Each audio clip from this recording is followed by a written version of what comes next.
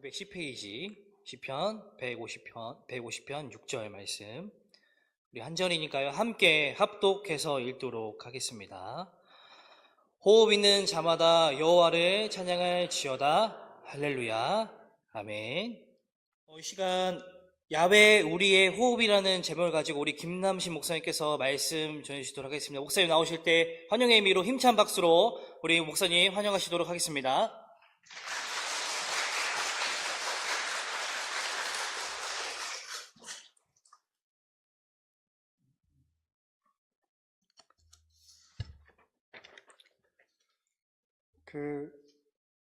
우리나라에 큰 경사가 하나 터졌죠. 노벨 문학상을 받았습니다. 저는 인터넷으로 보면서 한 사람이 나와서 노벨 문학상 수상자를 얘기하는데 한강을 얘기하길래 이름도 특이한데 또 작가 이름도 특이하고 그랬습니다. 그래서 대한민국이 전 세계로 뻗어나가는 데 있어서 처음에는 이제 프랑스 10대들이 한글을 배우고 한글말을 하고 독일 아이가 오디션 프로그램에 나와서 BTS 노래를 부르니까 이제 심사원들이 이게 어느 나라 말이냐고 그랬고, 이라크에서는 허준이 그렇게 인기여서 그 주연 배우가 갔을 때 국빈 대우점을 받고, 그러니까 한국이 그렇게 전 세계적으로 인기를 얻고 하는데, 그래서 K-팝이다, 뭐 K-푸드다, 그래서 굉장히 인기가 많아졌어요. 그런데 노벨 문학상까지 받다 보니까 이제는 문학계까지도 한국에 이게 다 어떻게 된 겁니까? 정말 전쟁 겪고 나서 그 잿더미 위에서 많은 믿음의 우리 선배들이 기도를 세우고 또 한강의 기적을 이루고 그러는데, 노벨 문학상도 또 한강의 기적이 일어났습니다. 우리나라에는 유명한 화가들이 많은데요. 그 중에 한 분이 천경자 화백입니다. 그런데 이제 그분이 그린 그림이 바로 미인도라는 그림이 있습니다.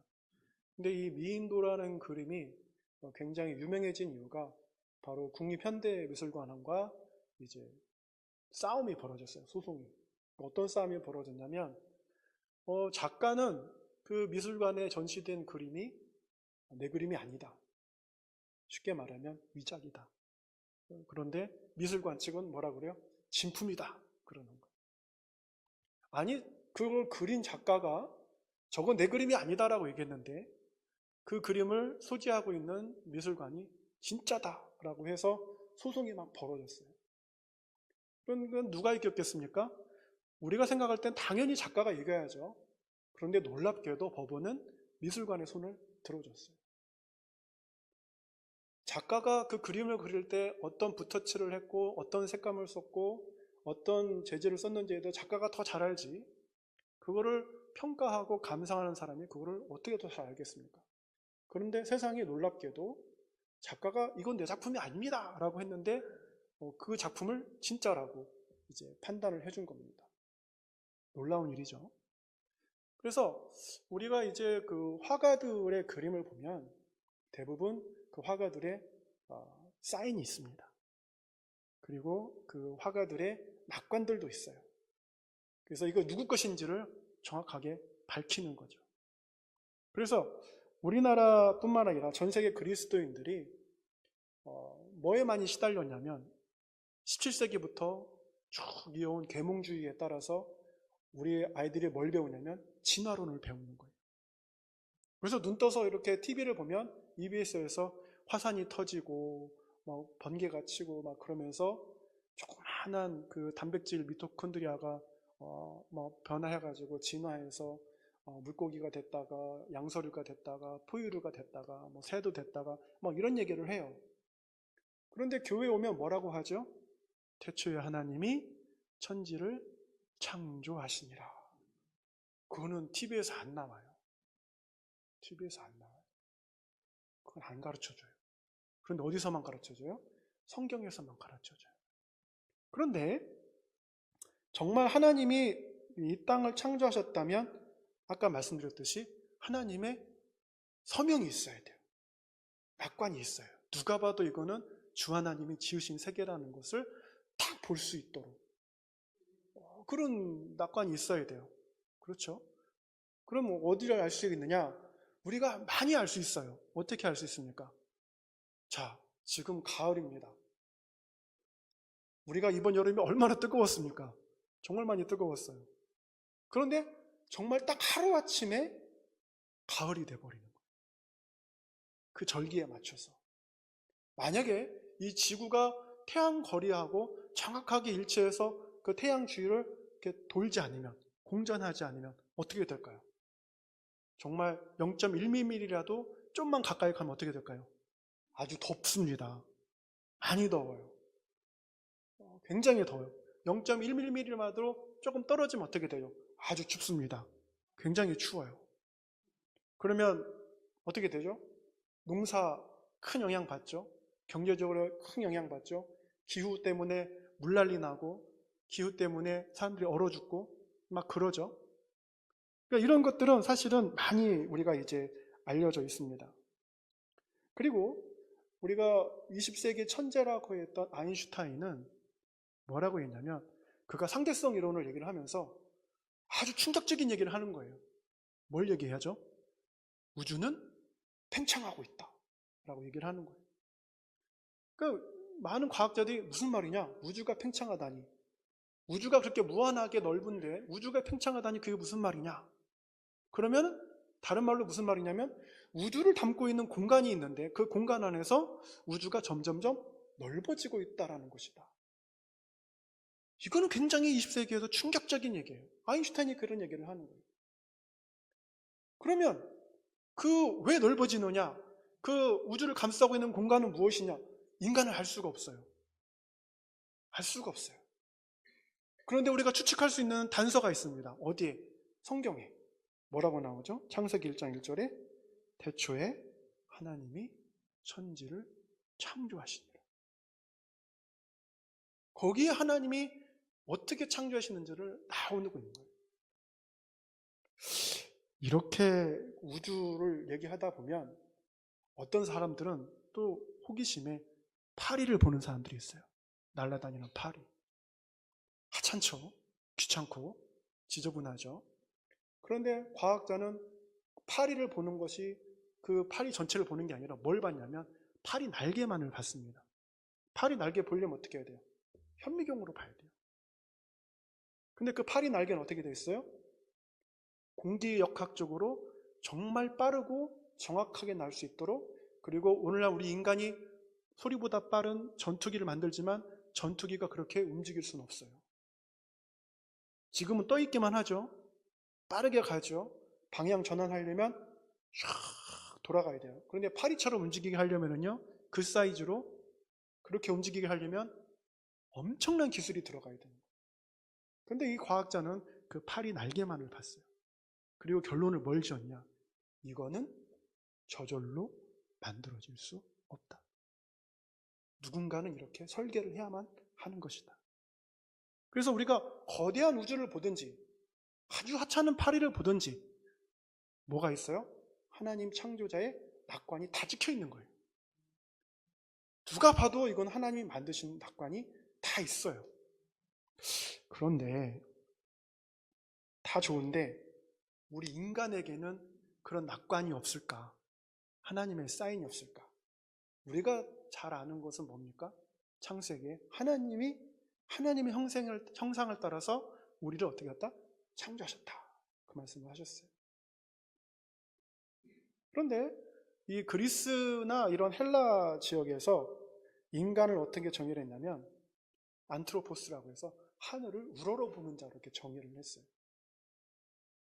그러니까 그들은 많은 신을 섬겼지만 그 원어에 따라서 보면은 인간은 어떤 존재다?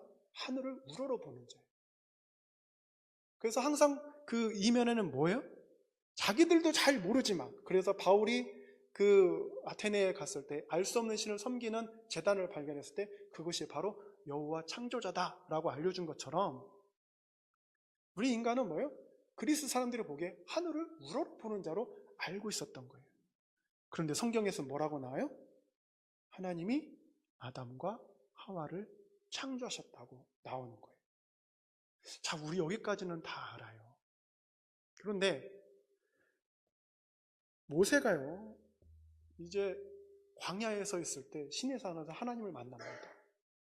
떨개나무에 불꽃이 막 이러나 당신 누구십니까? 이렇게 물어보니까 하나님이 뭐라고요? 나는 스스로 있는 자다. 그러면서 야훼라는 말을 하십니다. 근데 이 야훼라는 말은 이스라엘 사람들한테 너무나도 거룩한 거예요. 너무나도 거룩한 일이에요. 그리고 실제로 이스라엘 역사에서 보면 하나님을 대면하는 자는 어떻게 해요? 즉사하게 되어 있습니다. 왜? 죄 때문에.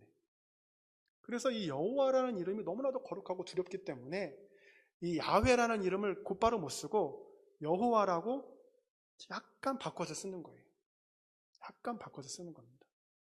그러면 이 성경에 이 여호와 이름이 나타날 때 필사를 하지 않습니까? 서기관들이 이렇게 위에서 이렇게 필사를 하는 거예요. 필사를 하면 어떻게 해요? 그 이름이 너무나도 거룩하기 때문에 여호와 이름이나 나오면 어떻게 해요? 서기관은 펜을 놓고 나가서 뭐 한다 그랬어요? 목욕하는 거예요. 참회를 하는 거예요. 내가 하나님 앞에서 부정한 짓을 저지르지 않았는데도 참회하면서 목욕을 제기하고 나와서 여호와라고 씁니다. 그럼 또 쓰다 보면 또 여호와가 또 나오죠. 그럼 어떻게 해요? 또 나가서 목욕을 제기하고 그 거룩한 이름을 또 씁니다. 여호와 이렇게 쓰는 거예요. 그게 몇 번 나오죠? 성경에 6,000번 나옵니다.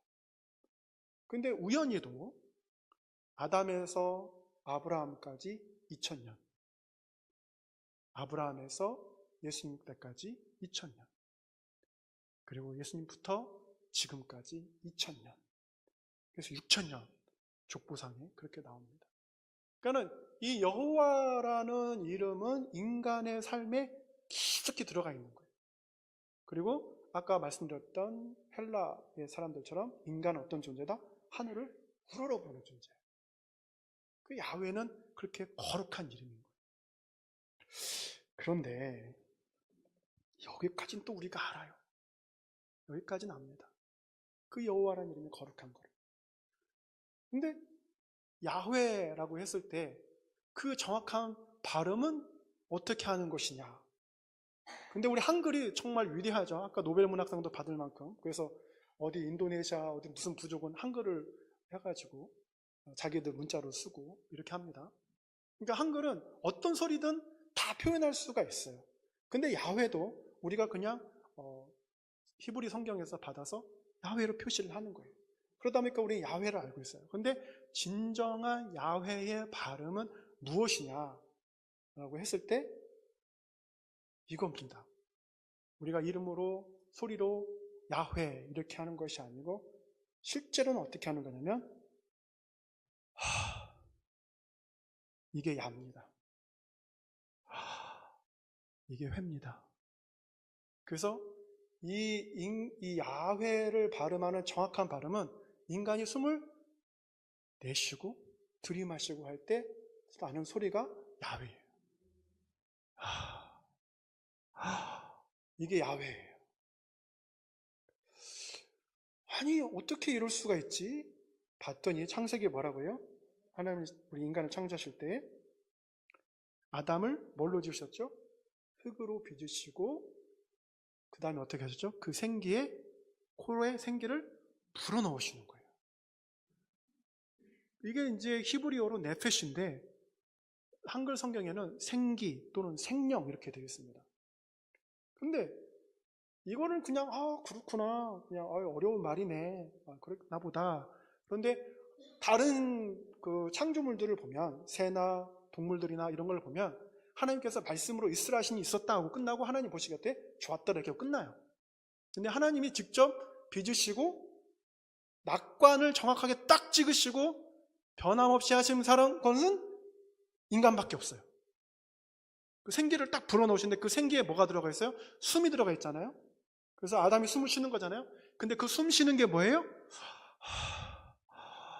이게 뭘 부르게 돼 있어요? 야훼를 부르게 돼요. 여호와를 부르게 되는 거예요. 그 숨을 쉬면서 살아가면서 숨이 응애 하면서 태어나는 순간부터 어떻게 해요? 인간은 야훼를 부르게 되어 있는 거예요. 여호와를 부르게 되어 있는 거예요. 이건 무슨 말입니까? 내가 살아가면서 숨 쉬죠. 계속 숨 쉬죠. 숨을 안 쉬고 사람은 죽습니다. 그럼 숨을 쉬는 동안 뭐예요? 다르게 말하면 나는 뭐다? 하나님이 만드신 작품이다. 그 얘기를 하고 다니는 거예요. 근데 놀라운 것은 뭡니까? 야! 세상에 하나님이 어딨어? 보여봐. 어? 뭐 예수가 나를 위해서 십자가에서 죽어? 그 말도 안 되는 소리 하지 말라고. 그러면서 뭐예요? 숨 쉬죠. 그렇게 욕하면서도 숨 쉬어요. 로마 병사가 예수님을 채찍으로 막 때리면서도 뭐 하면서 때리죠? 숨 쉬면서 때리는 거예요. 숨 멈추고 때리는 사람 없어요. 십자가에 못 박으면서도 어떻게 해요? 숨 쉬면서 못 박는데 그 숨은 뭐예요? 실제로는 야훼를 얘기하고 있는 거예요. 여호와, 여호와, 야훼, 여호와, 하나님, 하나님. 우리가 1분에 숨을 몇 번 쉬는지 한번 세보세요. 이거 세보세요. 내가 몇 번 내가 호흡을 하나. 그만큼 내가 내 몸에 뭐예요? 낙관이 있어서 여호와 하나님을 부르고 있는 거예요. 이제 생명에 다해서 숨이 넘어갑니다. 그 숨이 넘어갈 때 우리는 말도 못해요. 그럼 어떻게 합니까? 우린 말도 못하지만 우리 몸은 마지막까지 누구를 불러요? 야훼를 부르는 거예요. 여호와를 부르는 거예요. 그러면 뭐예요? 야훼요, 여호와요, 창조자요. 하나님은 우리를 죽음에 이르게 창조하지 않으셨습니다. 그렇게 디자인하지 않으셨어요. 영원토록 살도록 디자인하셨어요. 근데 왜 우리가 죽음을 경험합니까? 죄 때문에 그렇죠. 죄로 인해서 우리가 죽음을 경험하는 거죠. 그 야훼를 우리는 죽음을 경험하면서 부르는 거예요. 그러면 여러분, 자기가 만든 그 최상의 작품이 산산이 부서지고 찢겨져 나가는 것을 볼 때 누가 가장 가슴이 아파요? 그 작가가 가슴이 아픈 거예요. 그 창조자가 가슴이 아픈 거예요. 그걸 누구도 회복시켜 줄 수가 없어요. 누구 외에는. 창조자 외에는 회복시켜 줄 수가 없어요. 그런데 더 놀라운 게 있습니다. 뭐가 있냐면 구약학자들이 이 야훼, 영어로 표현하면 YHWH 이렇게 되어 있는데 다 자음이에요. 모음이 없어요. 이게 어떤 의미냐? 쪼개봤어요. 발음은 우리 숨소리처럼 야, 회 이렇게 하는 건데 이게 어떤 의미가 있는지를 한번 쪼개본 거예요. 쪼개봤더니 뭐라고 나오냐면 이렇게 나옵니다. YH는 유해라는 거예요. 유해. 그 다음에 WH는 와해라는 뜻이에요. 정확히 문자적으로 발음하면 유해, 와해, 유해, 와해. 유해, 이거 무슨 말이냐면 유슨, 손이에요. 손. 손을 뜻합니다. 그러니까 야훼 이름의 단어 사전적인 의미를 찾아보면 유슨, 손을 뜻합니다. 해는 뭐냐? 보아라 라는 뜻이에요. 보아라. 그러면은 와는 뭐냐면 와는 못입니다. 못. 우리가 이렇게 못 박는 못. 해는 뭐라고 했죠? 보아라. 그럼 윷해 와해는 뭐냐? 손을 보아라. 와해는 못을 보아라 라는 뜻이에요. 어디서 많이 보던 장면이죠. 야훼라는 이름을 우리가 숨소리로 계속 발음을 하면서 여호와로 말을 하고 그런데 거기에는 어떤 의미가 있다? 손을 보아라, 못을 보아라. 예수님께서 골고다 언덕으로 올라가시면서 채찍으로 맞으십니다. 십자가를 지고 가세요.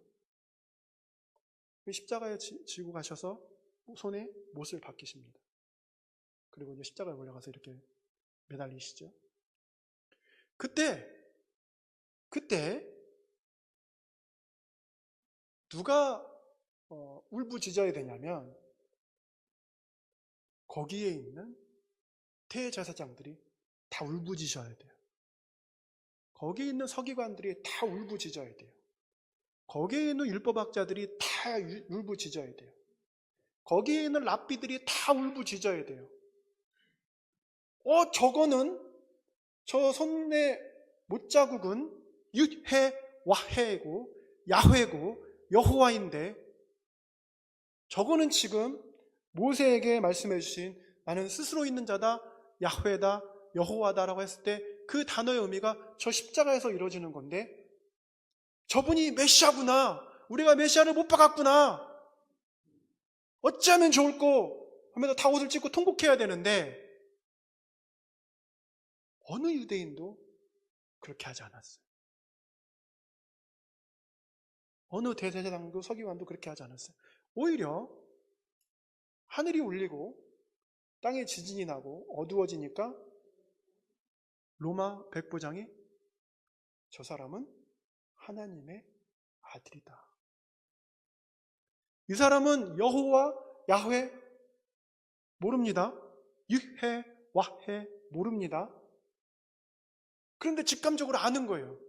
이 사람은 그 어느 신보다도 더 강한, 로마 제국에서 섬기던 그 어느 신보다도 더 강한 하나님의 그 아들이라는 것을 이 사람은 고백할 수밖에 없는 그러한 전율을 느낀 거예요.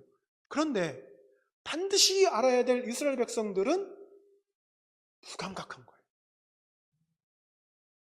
손을 보아라, 못을 보아라 했는데 안 보고, 안 듣고, 안 읽고, 그러면서도 자기 호흡은 뭐예요? 야훼를 계속해서 호흡하고 있는 거예요. 우리가 그 전도를 할 때요, 예수 믿고 구원받으세요, 천국 가셔야 됩니다. 그럼 사람들이 뭐라고요? 안 믿어요 하면서 어떻게 호흡한다고 그랬죠? 야훼를 호흡하고 있어요. 야훼를 발음하고 있는 거예요. 근데 그 야훼를 발음하면서 그 의미는 뭐라고 했죠? 손을 보아라, 못을 보아라. 스스로가 그 이야기를 하고 있는 거예요. 그러니까 창조자께서는 우리 몸 안에 유해, 와해, 야훼 이거를 얘기를 해주시면서 우리가 부인할 수 없는 증거를 우리 몸에 딱 박아놓으신 거예요. 어디에? 여기에 박아놓으신 거예요. 누가 들어도 이 인간 하나님의 작품이구나, 하나님의 창조하신 아담의 후손이구나, 이건 누구도 부인할 수가 없는 거예요.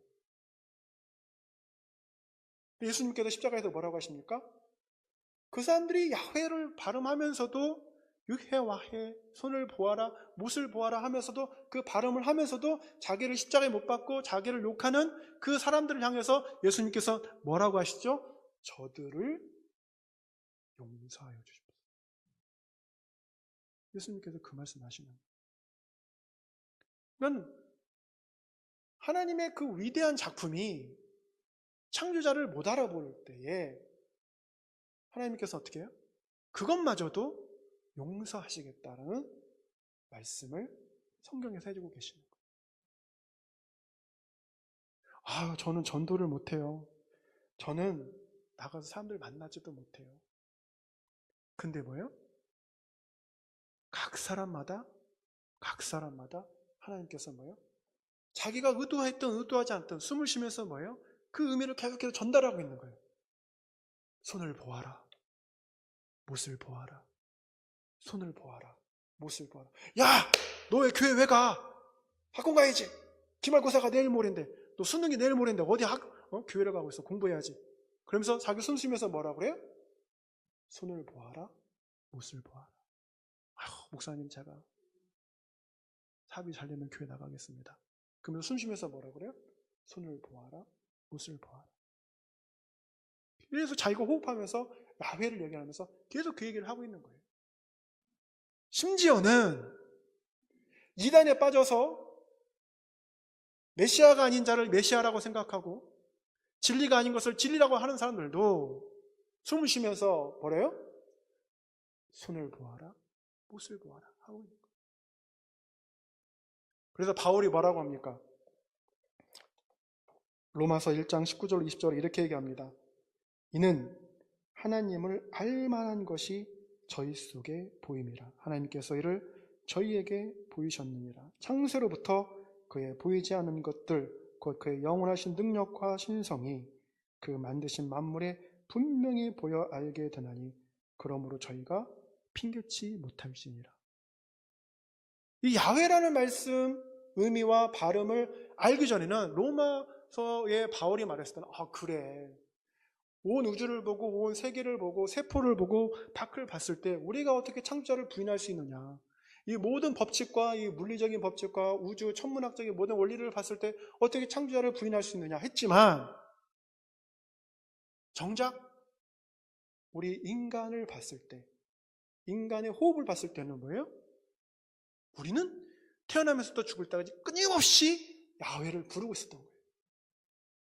끊임없이 손을 보아라, 못을 보아라 얘기를 하고 있었던 거예요.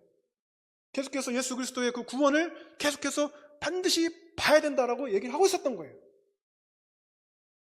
그런데 저는 예수님을 한 번도 들어보지 못했어요.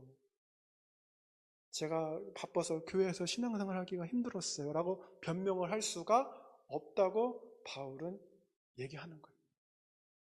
그 누가 부인할 수 있어요? 너 숨 쉬었을 때 네가 야훼를 끊임없이 네 몸은 부르고 있었다. 하지만 너의 자유의지가 죄를 선택하고, 너의 자유의지가 세상을 선택하고, 너의 자유의지가 하나님과의 반대길을 선택했기 때문에 너의 죄, 그것을 회개할 수 있는 기회도 주었는데도 불구하고, 손을 보아라, 못을 보아라 얘기를 했음에도 불구하고 너는 뭘 하지 않았다? 유월절의 문설주에 양의 피를 바르는 일을 하지 않은 거예요. 우리는 얼마나 연약합니까? 제가 다시는 죄를 짓지 않겠습니다. 하지만 죄를 짓잖아요. 그러면 우리 호흡은 뭐라고 말해요? 손을 보아라, 못을 보아라. 어떻게 해서든지 그 길로 가려고 애쓰는 것이 바로 성결의 삶이에요. 그게 바로 성화예요. 어떻게 해서든지 하나님 원하시는 방향으로 애쓰는 것이 그게 하나님으로 나가는 길인데, 그마저도 하지 않고 우리 몸은 끊임없이 우리 스스로를 어떻게 해요? 우리 영혼을 전도하고 있는 거예요, 사실은. 그런데 하나님을 부인한다, 예수 그리스도를 믿지 않는다, 어느 누구도 부인할 수가 없습니다. 어느 누구도 부인할 수가 없습니다. 이 깊은 하나님의 이 말씀이 이스라엘 백성을 통해서 끊임없이 얘기했는데, 이스라엘 백성은 어떻게 했어요? 바알신을 섬깁니다. 자기 호흡으로 야훼를 얘기하면서 포로를 끌려갔습니다. 거기서도 어떻게 해요? 거기 이방신을 또 섬겨요. 예수 그리스도가 왔을 때는 어떻게 해요? 못 박았습니다. 그러나 인간은 끊임없이 하나님을 배반하려는 속성이 있어요. 어떻게 해서든지 하나님보다 높아져서 스스로 교만하려는 속성이 있는데, 너무나도 안타깝고 그 교만이 너무나도 하나님 앞에서 작은 거는 우리의 호흡이 창조자를 끊임없이 부르고 있다는 거예요. 그걸 우리가 인지하지 못할 뿐이지, 우리가 스스로 깨닫고 겸손하지 못할 뿐이지, 우리 몸은 그렇게 창조됐다라는 것이죠.